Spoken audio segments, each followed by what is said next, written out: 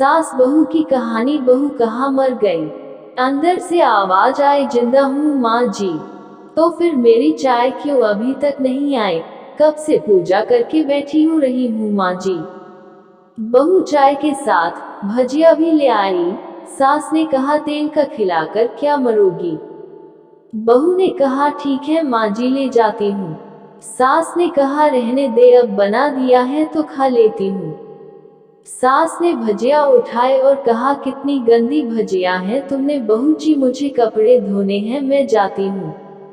बहू दरवाजे के पास छिपकर खड़ी हो गई। सास भजिया पर टूट पड़ी और पूरी भजिया खत्म कर दी। बहू मुस्कुराए और काम पर लग गई। दोपहर के खाने का वक्त हुआ। सास ने फिर आवाज लगाई, कुछ खाने को मिलेगा? बहू ने आवाज नहीं दी। सास फिर चिल्लाई, भूखी मारोगी क्या? बहू आई सामने, खिचड़ी रख दी। सास गुस्से से, ये क्या है? मुझे इसे नहीं खाना, इसे ले ओ। बहू ने कहा, आपको डॉक्टर ने दिन में खिचड़ी खाने को कहा है, खाना तो पड़ेगा ही। सास मुंह बनाते हुए, हाँ तू मेरी माँ बन जा। बहू फिर मुस्कुराई और चली गई। आज इनके घर पूजा थी। बहू सुबह 4 बजे से उठ गई। पहले स्नान किया, फिर फूल लाए, माला बनाए, रसोई साफ की, पकवान और भोज बनाया। सुबह के 10 बज गए।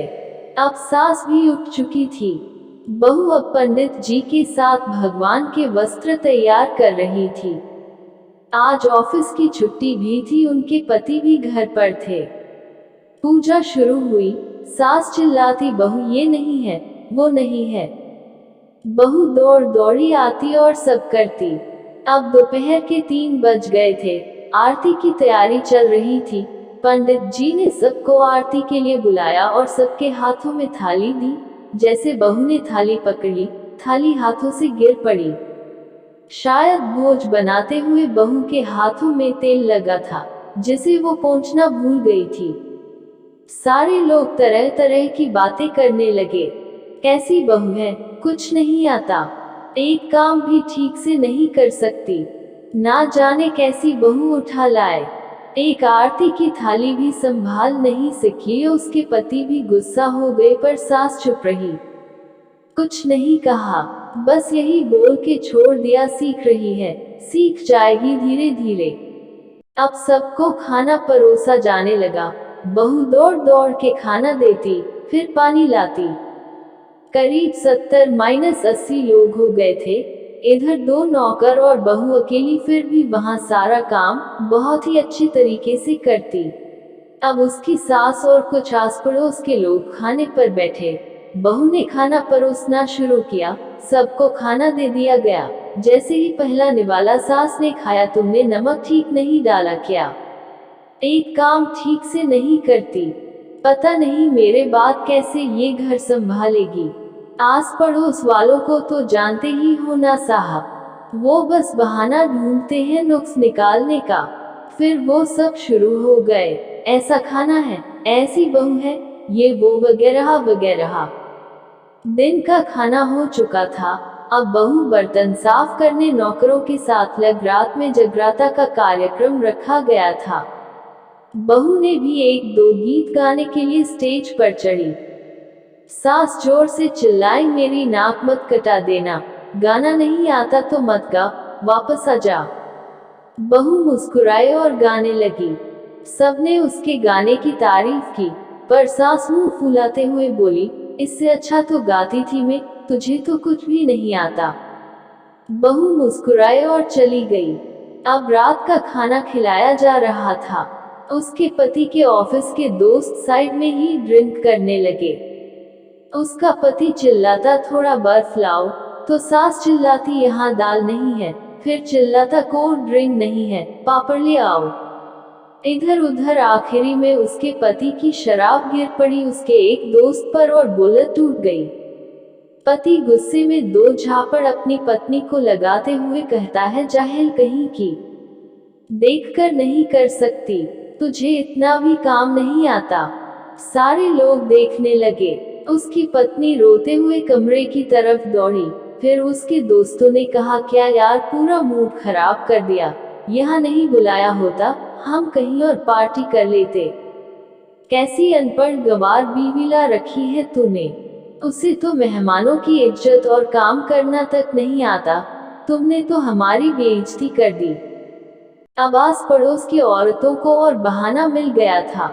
वो कहने लगी, देखो क्या कर दिया तुम्हारी बहू ने, कोई काम की नहीं है। मैं तो कहती हूँ अपने बेटे की दूसरी शादी करा दो, छुटकारा पाओ इस गंवार से।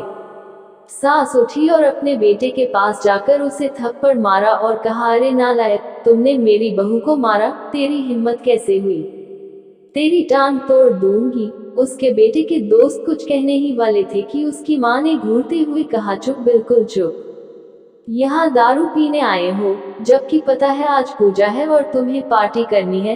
कैसे संस्कार दिए हैं तुम्हारे माता पिता ने। और किसने मेरी बहू को जाहिल बोला, जरा इधर आओ, चप्पल से मारूंगी अगर मेरी बहू को किसी ने शब्द भी कहा तो। अरे उस लड़की को बस इसलिए मारा कि शराब टूट गई। पापी वो बच्ची सुबह 4 बजे से उठी है, घर का सारा काम कर रही है, ना सुबह से नाश्ता किया ना दिन का खाना खाया, फिर भी हंसते हुए सबकी बातें सुनते हुए, ताने सुनते हुए घर के काम में लगी रही। तेरे यार दोस्तों को वो अच्छी नहीं लगी, जूते से मारूंगी तेरे दोस्तों को जो कभी उन्होंने ऐसा कहा। उसके यार दोस्त चुपके से खिसक लिए। अब सास बहू के कमरे में गई और बहू का हाथ पकड़कर बाहर लाई। सबके सामने कहने लगी, किसने कहा था अपनी बहू को घर से निकाल के दूसरी बहू ले आना, जरा सामने आओ। कोई सामने नहीं आया। फिर सास ने कहा, तुम जानते भी क्या हो इस लड़की के बारे में, ये मेरी माँ भी है, बेटी भी।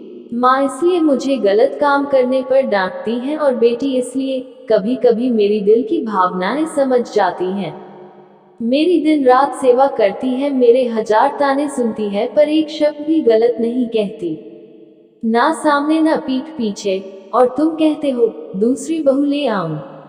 याद है ना छुटकी की दादी, अपनी बहू की करतूत। सास ने गुस्से से पड़ोस की महिला को कहा, अभी पिछले हफ्ते ही तुम्हें मियाँ बीवी भूखे छोड़ घूमने चले गए थे।